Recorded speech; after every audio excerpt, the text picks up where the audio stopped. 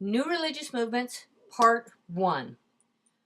We start with methodology, then we move into the data.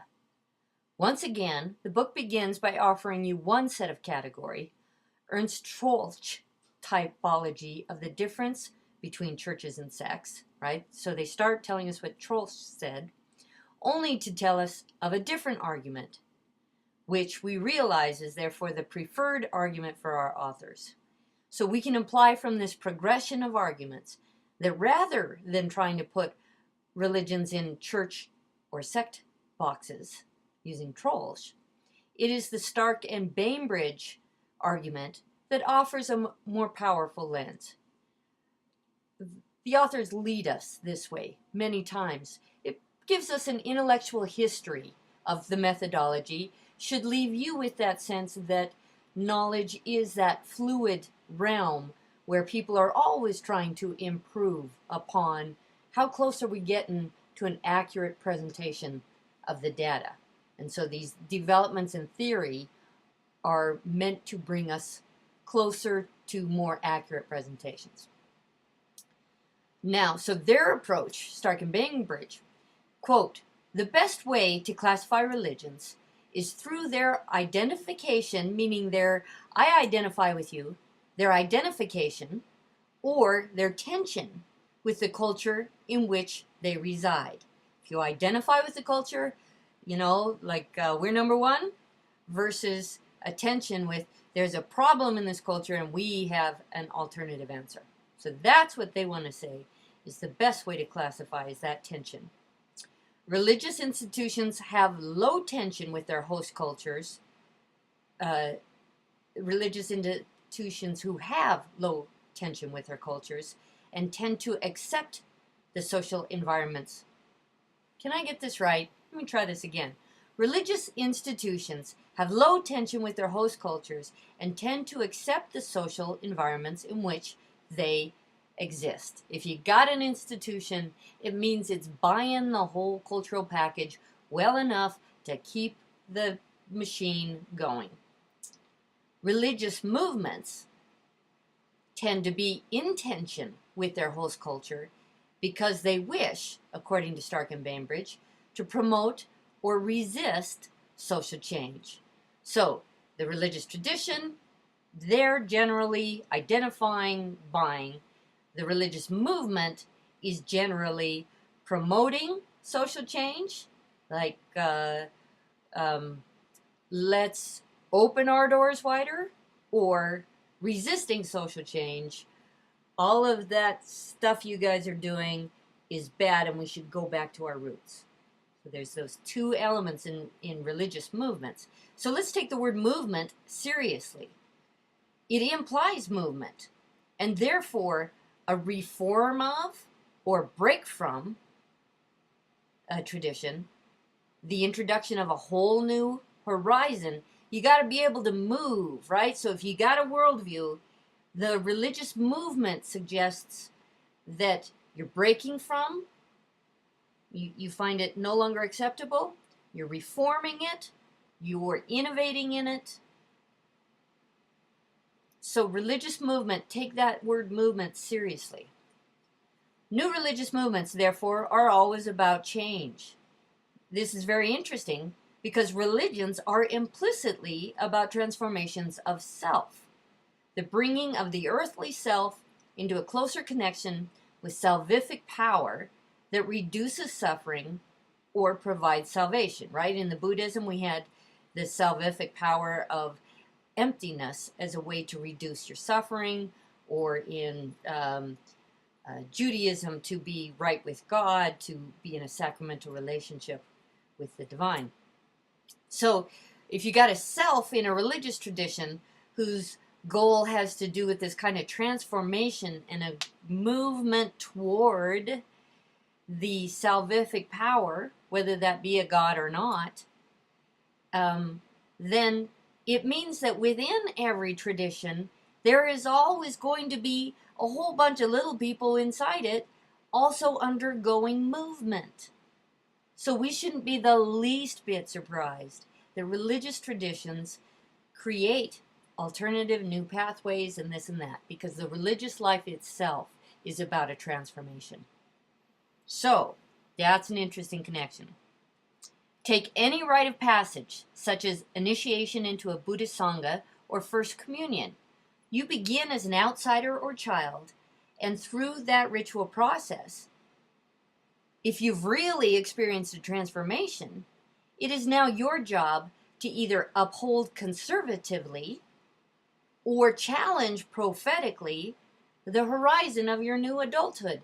By nature of your transformation into an adult role in your tradition, you're now a carrier, and it is your job to either conserve it, keep carrying it the same, or and that means working at it.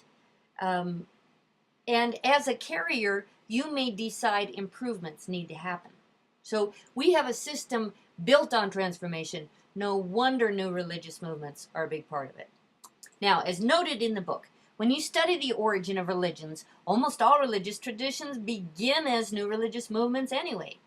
Once those traditions become established on the cultural landscape, then the internal transformations within the tradition take on two general characteristic types for Stark and Bainbridge. As sects, they are schismatic movements, forcing a schism, a break, or rupture with the previous worldview. Or as cults, they innovate on what the tradition does. What do our authors go on to say after explaining this distinction between sects and cults? That when it comes to the study of religion, efforts to take clear distinctions are ill-fated, and all we end up with is a cautionary tale. Try to put a tradition in a box and it will thwart the effort. Their example of the Church of Jesus Christ of Latter-day Saints proves the point. Joseph Smith wanted to reform what was unsatisfying to him about the plurality of Protestant churches. He's in the burnt over time of upstate New York, all kinds of frenzy, all kinds of new developments. The Protestant church is on fire, and he's asking, how could all of these claims be the case? I want to solve that problem. So he's a reformer in that sense. Like, this plurality business is not good. I want to reform and come up with a true answer about Christianity. However, by innovating on the sacred text, also introducing a new cosmology with 3 after-Earth planet realms, celestial, terrestrial, telestial, and innovating on social practices, such as polygamy, the LDS Church falls under the category of cult. So they're demonstrating to us that it really, all of these efforts to create a typology are ill-fated. What I really want to make sure you are hearing is that the words sect and cult are not bad words when we use them in religious studies. While they may have a negative connotation in popular discourse, in our course, they are terms that identify only the direction of movement in a religious tradition: schismatic, sect, sectarian, or innovative.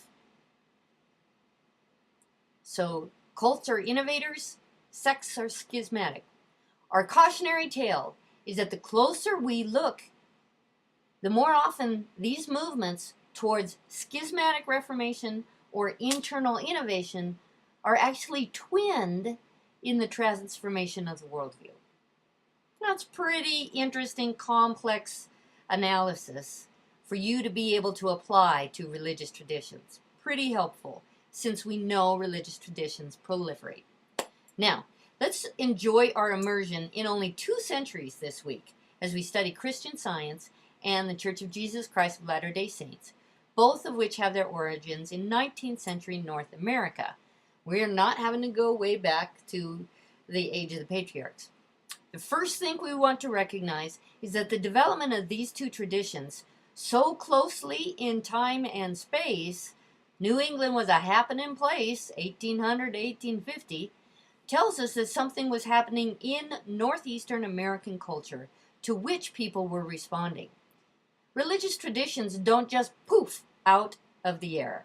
It is the human experience on the ground and human encounters with powerful experiences on the land and in their communities that prompts the charismatic figures to ask their questions and pursue their resolutions. So you should be thinking about America as a hotbed at this time of those conditions in which our definition about religion could be evolving, developing, like worldview particularly.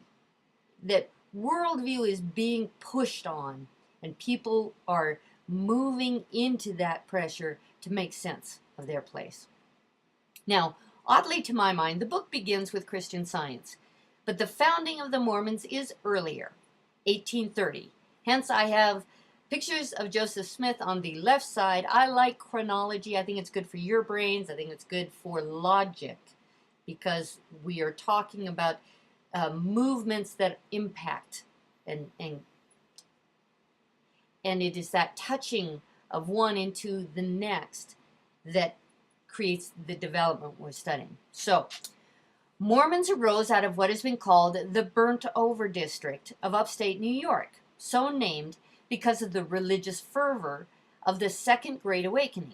So the Second Great Awakening is considered 1790 to 1820s, with Joseph Smith included in there, so 1830s get included. Upstate New York in that time frame saw the development of the Oneida community. Any of you ever use Oneida silver? That's the manufacturing that came out of the Back to Basics Oneida community. The Shakers, the Millerites, and the Fox Sisters. Fox Sisters, great fun if you're looking for a little bit of interesting religious history.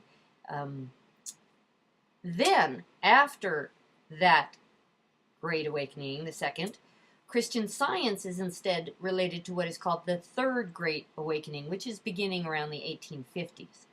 Now, we could spend an entire semester simply studying the three awakenings in America, but my point here is to identify how powerfully the social landscape was prompting deep dissatisfaction and a desire for powerful experiences of connection in a spiritual register. It is not by mistake that this is happening as the industrial age is beginning, and people are becoming to understand the power of machines, but people begin to be used as though they are nothing but an element of a machine. So there's really the sense that people are wanting a greater connection to a sacred power at the time when human life is beginning to be commodified in the engines of industry. That's an important connection. So here's my question to you. What was Joseph Smith's problem that started him on the path of a new religious movement, and how did his innovations help him to solve that problem? Our book gives you a hint. What I think of as his problem is the first quote they give us by him.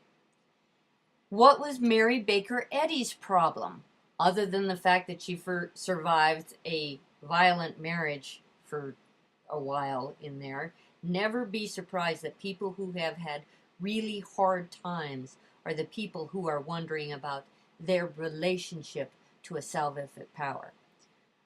What was Mary Baker Eddy's problem that started her on the path of a new religious movement? Right? What does the phrase Christian Science mean? What is the role of science on the cultural landscape at this point? Right? Is science beginning to become a dominant discourse of value and meaning, starting to supplant religious discourses? And so is she kind of melding in that name Christian Science? Melding in order to recapture a spiritual human? How did her innovations help her to solve that problem? And don't forget, you might have a look at the Christian Science Monitor, the newspaper that came out of this movement. So it has always played in that realm between the materiality and accurate reporting of the materiality of people's everyday lives and struggles, and a remembrance, an invocation of a spiritual element to the human. All right, we'll talk soon.